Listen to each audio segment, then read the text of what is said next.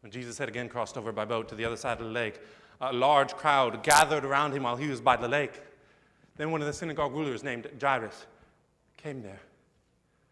Seeing Jesus, he fell at his feet and pleaded earnestly with him, "My little daughter is dying. Please come and put your hands on her so that she will be healed and live." So Jesus went with him. A large crowd followed and pressed around him, and a woman was there who had been subject to bleeding for 12 years. She had suffered a great deal under the care of many doctors and had spent all she had. Yet instead of getting better, she grew worse.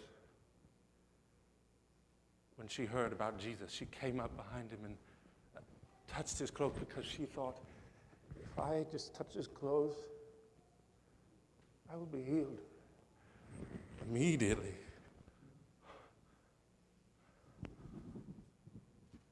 her bleeding stopped, and she felt in her body that she was freed from her suffering.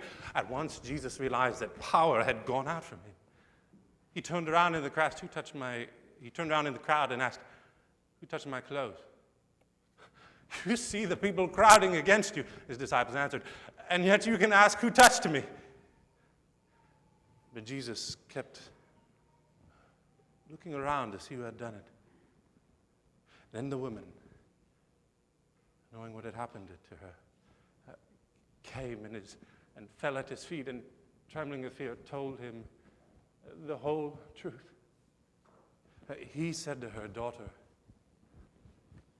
your faith has healed you.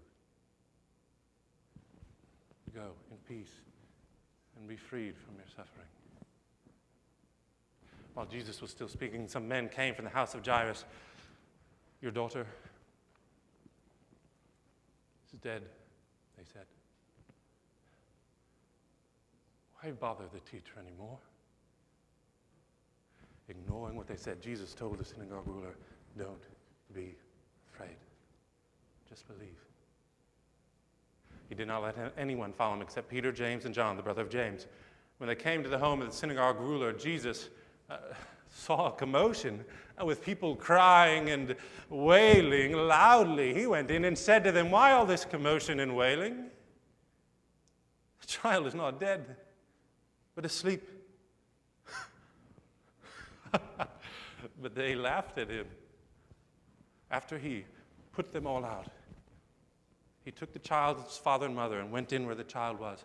He took her by the hand and said to her, "Talitha cum," which means, "Little girl, I say to you, get up." Immediately the girl stood up and walked around. She was 12 years old. At this, they were completely astonished. He gave them strict orders not to let anyone know about this, and told them to give her something to eat.